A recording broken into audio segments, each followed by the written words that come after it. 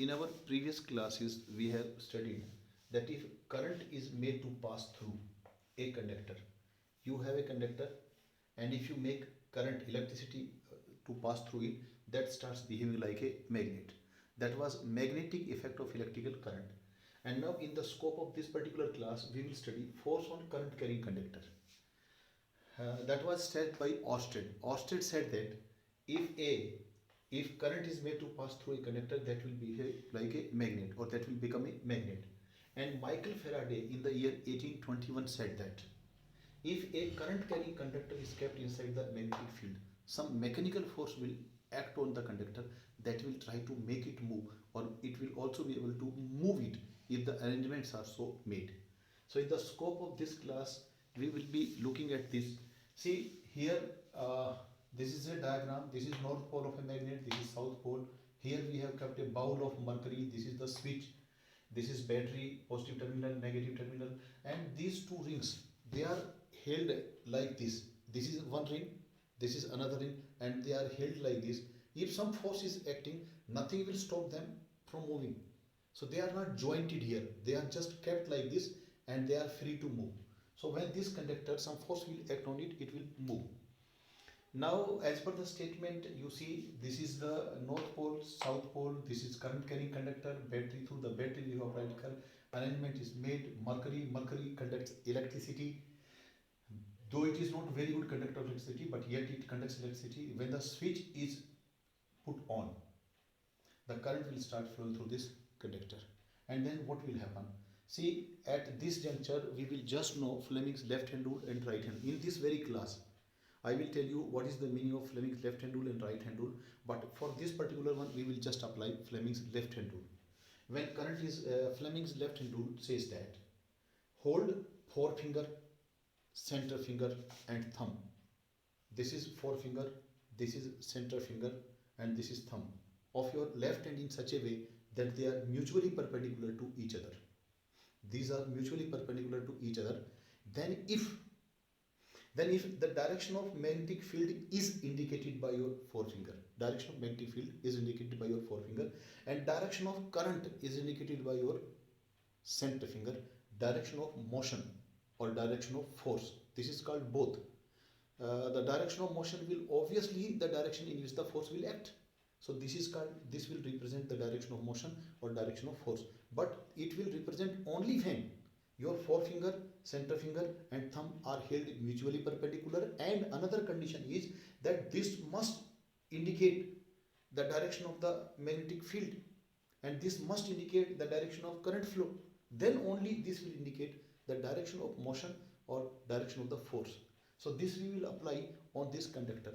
See, this is already a magnet, so magnetic field direction will always be taken from north to south.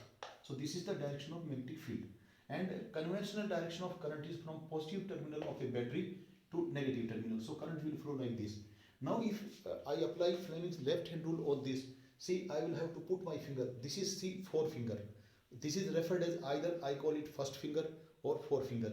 In both the cases, this is fore or first. So F comes. Forefinger, the first letter is F. First finger, the first letter is F.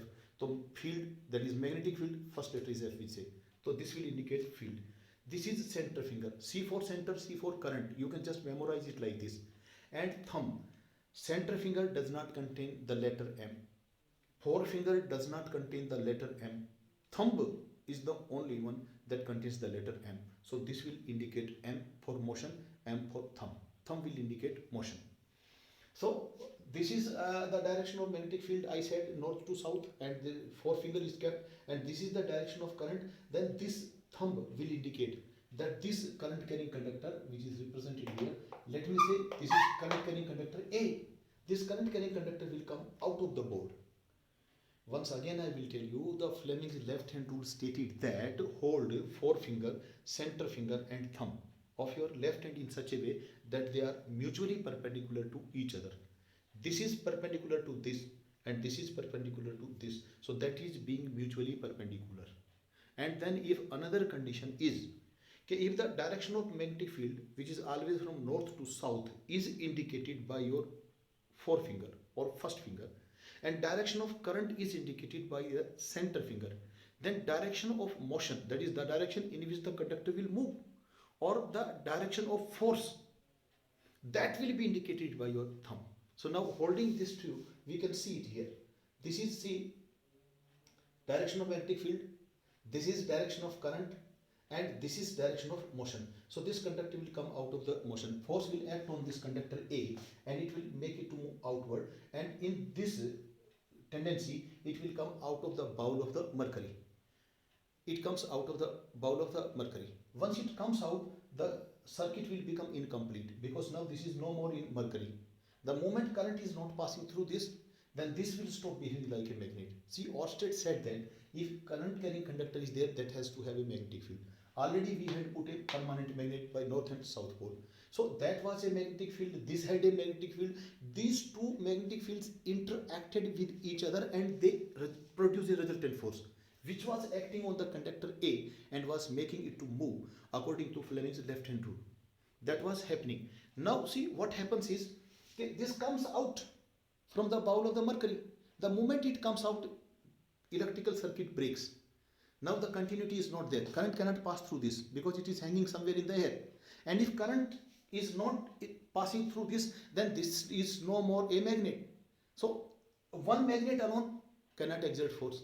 So it was like this, that when this was a magnet and that was a magnet, these two magnetic fields interacted with each other and a resultant force was prepared which was acting onto this conductor, which made it to move.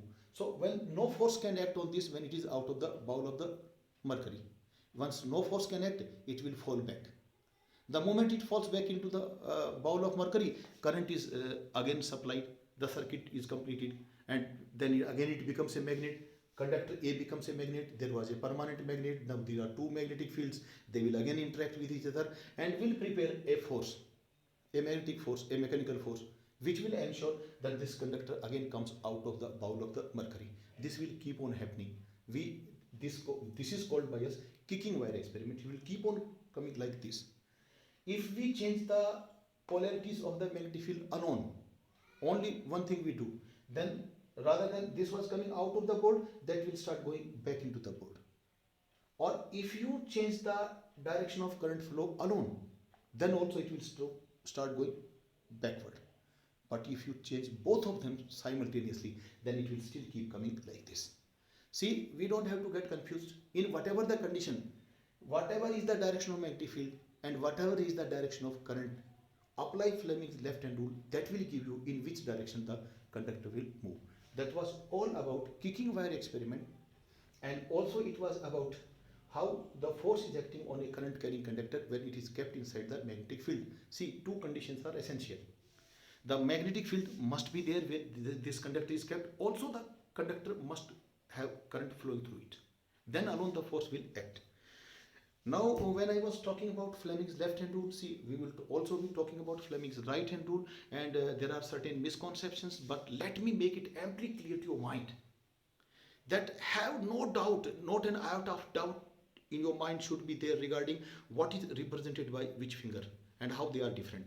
See, in both the cases, whether it is Fleming's left-hand rule or whether it is Fleming's right-hand rule, the forefinger or first finger, this can be referred as either forefinger or first finger.